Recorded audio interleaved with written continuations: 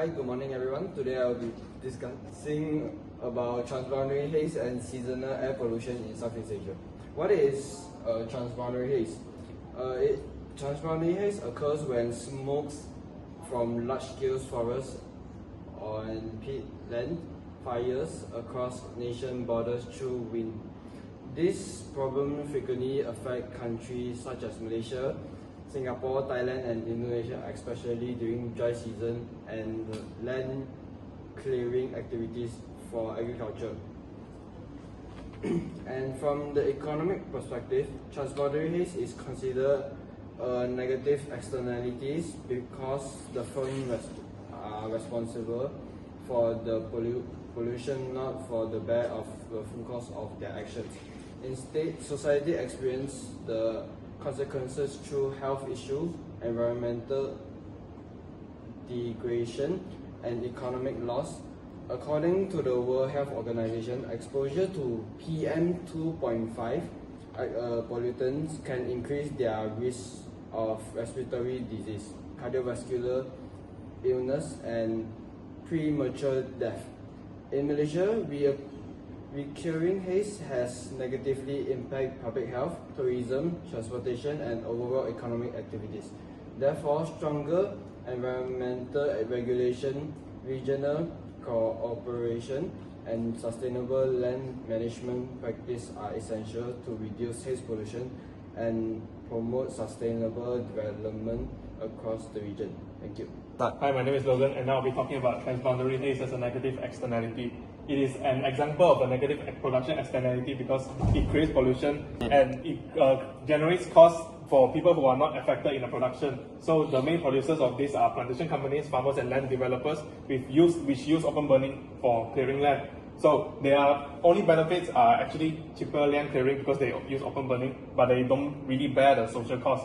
So who are the people that are affected? The people that are affected are actually the local communities and Malaysia and Singapore because we are nearby, and the business and government. And these are the effects that they are bearing, which is air pollution, health problems and economic losses. Hi, my name is Chujia Jong, and today I'm going to talk about who is affected by transboundary haze. So the first people that are affected is household people. So because they will face health problems, higher medical expenses, like let's say the haze caused their lungs to have problem, so they have to go doctor, and then the expenses will increase. And then it reduces their quality of life, as because you cannot go to the park anymore in the morning, it'll reduce it out. Next is businesses. Retail, tourism, outdoor industries will lose customers as people tend to stay indoors, and due to the poor air quality also, and lesser people come out to spend money, so everyone will be more at home. So definitely businesses, especially the tourism, will lose money. Third one is workers. So what about construction workers? Because they are working outdoors, so they will not be able to work as it will affect their health. So they have to stay home. So if they don't work, they don't get money, they don't get paid. So this is why they are affected. So what about farmers? Also farmers experience lower productivity because low quality of health produces bad plants. So their plants and their productivity will drop definitely, and money will be dropped also, and all of them face health risks. Lastly is the government. So government must spend more money on healthcare, providing masks or subsidies for masks, and emergency responses to those people that are affected by the haze, and also to contain or prevent such haze. And their reputation might be affected as well, because people will tend to blame the government for all these problems. Right, that's all. Thank you. Good morning, my name is Nigel, and today we will be looking at the government policy measures on transboundary haze. First and foremost, Malaysia, our country, has implemented the command and control method in the Environmental Quality Act 1974. Essentially, what this act does is it prohibits open burning with DOE inspections and enforcement, the Department of Environmental stuff and all.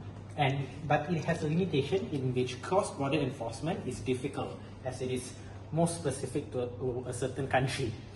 Singapore, however, has developed the economic liability model through the Transboundary Haze Pollution Act in 2014. The principle is the polluter pays, meaning if you pollute the environment, there will be financial repercussions and penalties on the polluters. This is difficult as it is tough to identify offenders due to it being a legal thing.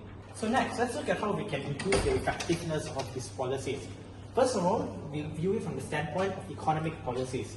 Pigouvian tax on emissions and open burning is a necessity to make sure that the more you pollute, the more you get taxed. And sustainable land clearing technology should always be subsidized by governments. Next, local communities should always host public awareness campaigns, sustainable farming education, and stronger ASEAN cooperation, as this is an intercontinental issue, which is normally derived from Indonesia. Why should we do this though? This is because we would want to align private marginal cost with social marginal cost, and to reduce pollution and move towards more optimal production levels. Okay, so to summarize everything, first of all, we have the internal externalities like sustainable development requires by implementing Pigouvian taxes and green subsidies, and this usually aligns with like private production costs with their true social costs, alright?